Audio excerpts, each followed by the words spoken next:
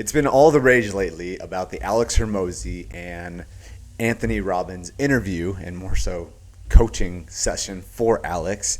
And on this video, I wanted to give you my 2 cents on it, as I've studied both of these individuals drastically. Alex Hormozi for probably like the last 4-ish years, and then Anthony Robbins was probably one of my first virtual mentors, where I studied him from a distance. I recall when I was a landscaper back right after college, I would be listening to his audiobooks in my headphones, whatever device I was using way back then, and I would just listen to that stuff over and over and over and over again, and it really made a profound impact on me. And my parents even went to some of his seminars, so it's kind of ingrained in my blood, the Tony Robbins genes, if you will.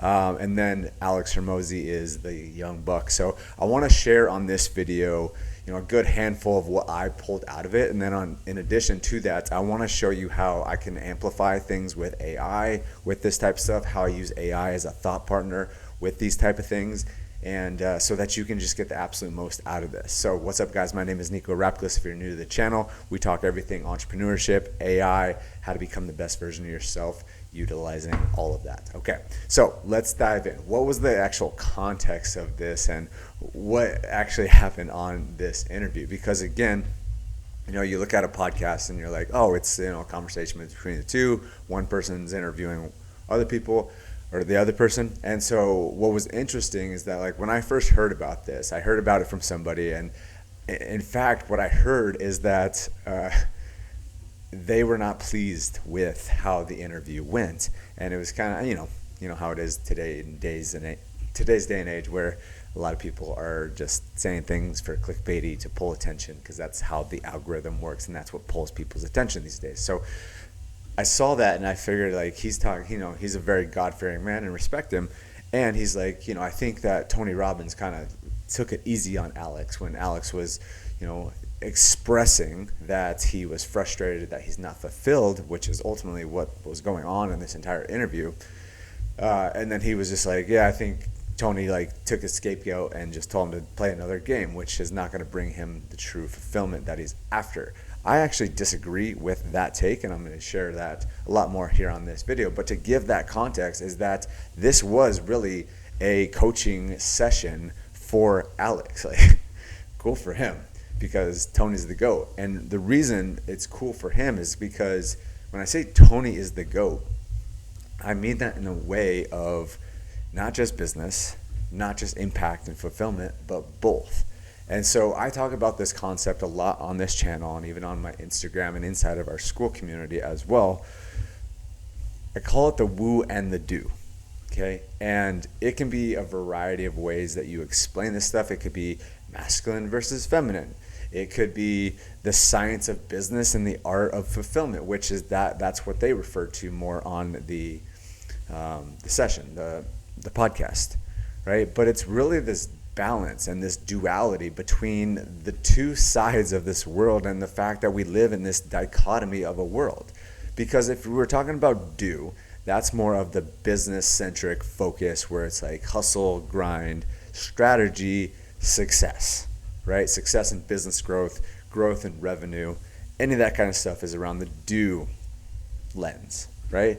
And then the woo lens is much more of the art of fulfillment, the feeling good, tapped in spiritually, knowing that there's a higher power, that God is our creator, right? So it's both of them. And Tony had a really impactful story, and really that's something that shifted his belief. And I think that is ultimately such a superpower for him, because our beliefs are ultimately shaped by about the time we are 12 years old. And when he was 11 years old, someone came and gave his family food when they were really struggling, and that gave him the belief that strangers do care. And when strangers care, then I care about strangers. That was what he was experiencing. And so because of that, then he went on this mission to really serve and feed a bunch of families, and he's done billions at this point. And so gave that belief to him early on. Now, on the flip side, here's the interesting thing, is that Alex, from my perspective and studying him over the years, is that he had some beliefs that were ingrained in him at a young age that ultimately shaped how he approaches it. And what's interesting is, like, I've had numerous people, hit me up about Alex Hormozi and talk about how they really resonate with Alex Hormozi. And one of my friends who deeply resonates with Alex Hormozi is because he didn't receive the love and attention from his father, and ultimately he decided, hey, I'm going to go prove my love and attention towards my father by getting rich and building a big business. And that's what he's done, and he's built a $100 million business. So he resonates deeply with Alex. He was, in fact, our first client in Division Espresso. And so he resonates deeply with Alex, but that's what I was going to talk about with the belief that Alex has with this whole concept, is that, like, he's like, this whole thing about happiness, like, it's just do the work, go. It's very like do, aggressive, masculine energy, and that's why he's been successful in business. And he's been doing that from a place of lack and trying to prove his love to his father, which, it's none of this is good nor bad. It's just, it is what it is, and that's how they've approached life. And there's nothing to shame or guilt them about. That's just how they approached it. However, I found this fascinating because in Alex's content all the time, he is always like taking the frame, as they call it. He's always in control. He's always like, this is how it is. People around me adhere to me. And that's like what a very domineering, masculine, do mentality man will be in. And there's nothing wrong with any of this, and I'm learning all the time from Alex Hormozi on these type of things. However, I thought it was fascinating. I was watching the interview with my girlfriend, and I was kind of calling a lot of these things out. But what was interesting was this is the first time I've ever seen Alex not have the frame. Okay? And what that means is that more so Alex was the one that was like in Tony's frame, where Tony was like, here's how it goes down, here's what it is, you need to pay attention to me, right? That's just kind of the underlying context to it. It wasn't like, he's obviously not going to say that kind of stuff, but this is all sub-communications. And I find it fascinating because how you can really see this is that you can see it in vocal tonality, in the inflections into what's going on in their voice. So what I mean is there's basically 3 different types of inflections. There's the inflection up, there's the neutral inflection, and then there's the downward inflection. So what would be the example? So a downward inflection, this signifies it's the person that has the frame, and they're talking like, hey, this is how it goes. I'm Tony Robbins. Listen to me. You can see that it's like a downward inflection. It goes down at the end. At the end of the sentence, it's like, it's me. So it's going down. So trust that makes sense. So the next level is more neutral. So it's like, this is how it is. I'm Tony Robbins. This is my frame, right? It's just more neutral. It's not down. It's neutral. It's neutral. Okay. And then the last one is the upward inflection. So I even just said it there, like, hey, I'm Alex. Hey, what do you think I should do? Why am I not fulfilled? Right? And that's in fact what was going on this conversation. Is Alex, again, just to reference this even further, is that Alex did not have the frame. Alex was supplicating to Tony because he was like, hey, I'm Alex. I'm not fulfilled. And that's in fact what he was saying. And I found it fascinating because this was the first time I've ever seen Alex vulnerable in any sense. And he was just totally like eating out of the palm of the hand of Tony, which again, it's nothing of this is bad. And I think it's actually really cool because since Alex has been in such a do mentality his entire life, this is like the first time where he's like, I'm not fulfilled. I'm not experiencing the joy that I want. And so it was just really, really cool to just see Alex humble himself to the point where he's like, I'm going to have a conversation with him. It's not every day you get coached. I mean, to sit down and have a conversation with Tony like that is incredible. Like what you would have to pay for a coaching session like that would be bananas.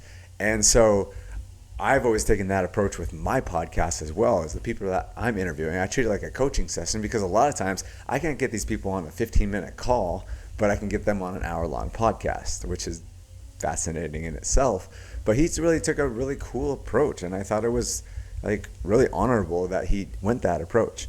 And so a couple notes that just stood out to me through the coaching session that he received is, one, our words. Okay, that is everything. And that's why I even got this tattoo a while back that says abracadabra, which means in Hebrew, as I speak, I create. So really being intentional with the words that you utilize, because that's what's going to manifest in your life. Because ultimately our words are just an indicator of our thoughts.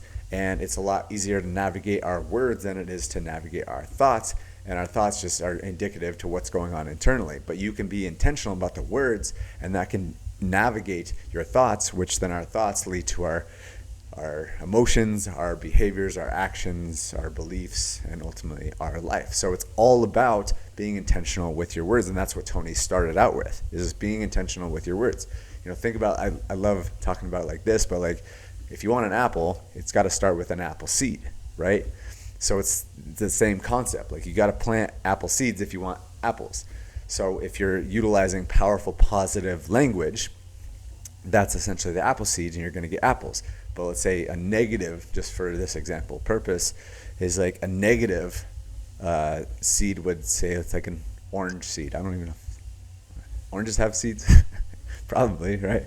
An orange seed is a negative word, or like, I can't do this, forget this, like all that. Like that is creating oranges because it started with the seed. Okay, it's always with the seed. So you have to be intentional with your words, which I'm a huge advocate of, and that's why we've created Vision Espresso, because it's ultimately like the amplification process of that, where we create these powerful custom audios from your future self that's in your voice, that's all based on your vision and your goals and what you want to create. And ultimately it starts with your words, and we take you through a process that allows you to be very intentional with your words, allows you to be really intentional with what you want to create. Here, I'll show you this right here. This is what it looks like. You can take the vision quiz if you click the link down below. The vision quiz will help you understand like what your vision is, like where your words are right now. And so you can really understand like what kind of words you're using, so you'll know what kind of fruit you're about to create with those particular words, as long as you keep on instilling those same type of words. But I thought that was really powerful, the fact that Tony was talking about this, and this was the first thing. And so it was interesting because on top of that, Alex was talking about, hey, I'm not happy, I'm not fulfilled, I don't know what's going on, like this is the part I struggle with. And Tony was like, of course, because you say F happiness. That's been his mantra. And I remember having conversations with my friends about this, about how like that's his mantra. And I even met some guys in the sauna recently that were talking about like that helped me so much.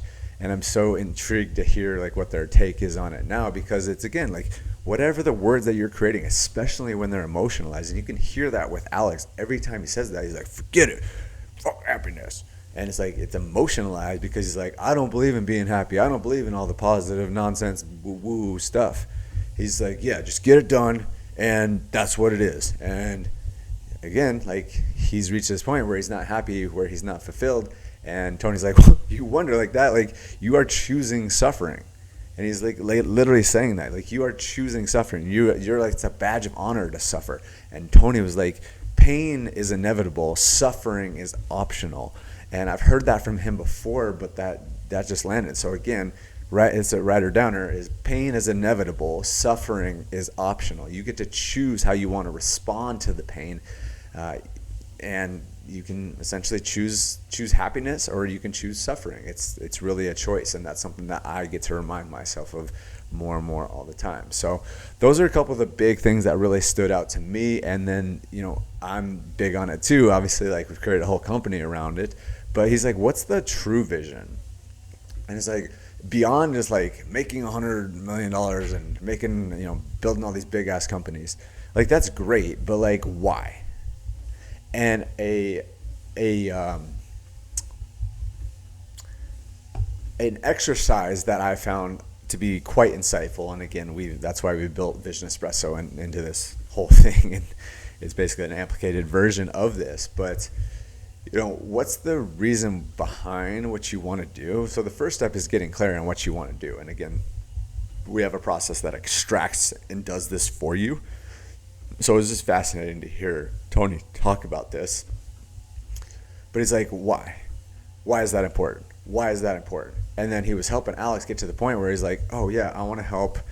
I think it was like 100,000 people have $100,000 in their bank account, because that is when he felt the happiest, when the most free. And so that, he's like, boom, that's it right there. That's the vision. That's what you want to create. It's not about just creating another company and growing that to $100 million or whatever it is. He's like, it's that vision that is deep soul level to you, that is important to you, that opens you up in the heart. And that's what he was saying across the entire interview, is that he's like, if you're in your head, you're dead. If you're all about the do, you're screwed, right? But if you get down to the heart, that is where like the juice is. Our hearts are so much more powerful than our heads ever could be, right? Like they say, like 100 times more powerful than our heads. And if we just live intellectually, you're always going to be capped at some sort of level. And what was kind of cool, and I think I'll finish off with this, and then I'll show you how I use a little bit of AI with this as well. But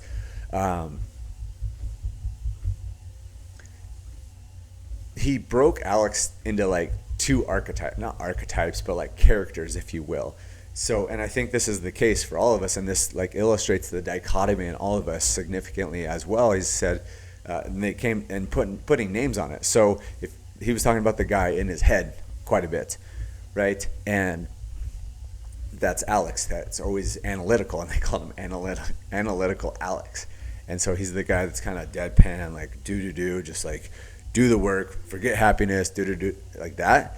And then Tony got like he changed his state, and that's really like Tony's work. He's always like changing people's state, and that's his big thing. And then that gets people into their hearts, and then that makes them more alive, and operates in the way that he advocates for, is like the woo and the do, not just woo, not just do, but both, right? And so they called that guy anabolic Alex, and he would like start laughing, and like they would be having fun and enjoying it. It's not just like serious, mundane conversation, but he would really open him up. And so that's what I would encourage y'all to listen to, or take note of. Like, think about your person. For me, like the analytical Alex, I call that guy Ninny. He's kind of like boring and plain and just like mundane.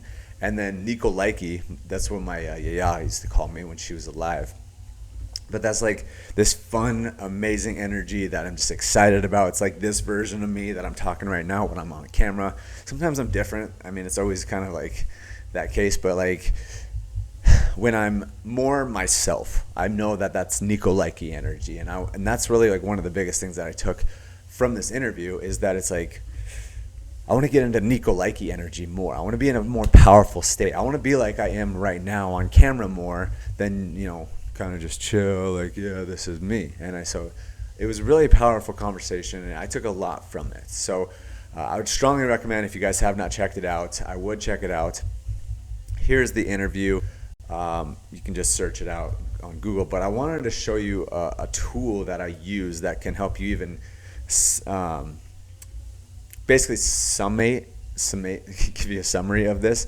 A couple tools.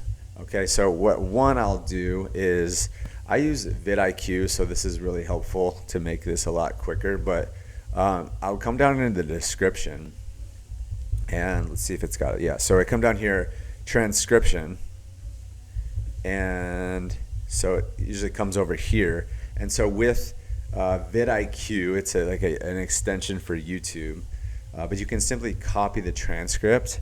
And then from there, I would go to ChatGPT. And again, as mentioned, I always use WhisperFlow. That allows me to just type with talking.